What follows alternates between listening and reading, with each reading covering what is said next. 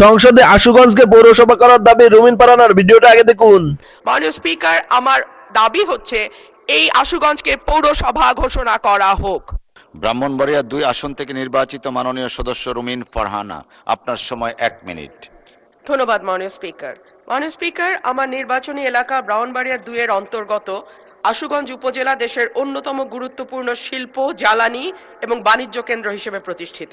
এখানে দেশের অন্যতম বৃহৎ 1500 মেগাওয়াট ক্ষমতা সম্পন্ন বিদ্যুৎ কেন্দ্র, আশুগঞ্জ সার কারখানা, পেট্রো বাংলার গুরুত্বপূর্ণ স্থাপনা, নৌবন্দর, সাইলো, গ্যাস কম্প্রেসার স্টেশন সহ একাধিক রাষ্ট্রীয় গুরুত্বপূর্ণ স্থাপনা বা কেপিআই আছে। পাশাপাশি 4 শতাধিক চাতাল কল, auto rice mill, dryer industry, প্রায় 40টি বাণিজ্যিক ব্যাংকের কার্যক্রম আশুগঞ্জকে জাতীয় অর্থনীতির একটি শক্তিশালী কেন্দ্রবিন্দুতে পরিণত করেছে। দেশের মোট চালের চাহিদার প্রায় 25% আসে আশুগঞ্জ থেকে এবং বিপুল সংখ্যক ব্যবসায়ী, শ্রমজীবী, পেশাজীবী মানুষ এখানে বসবাস করে এবং কর্মসংস্থানের সঙ্গে যুক্ত।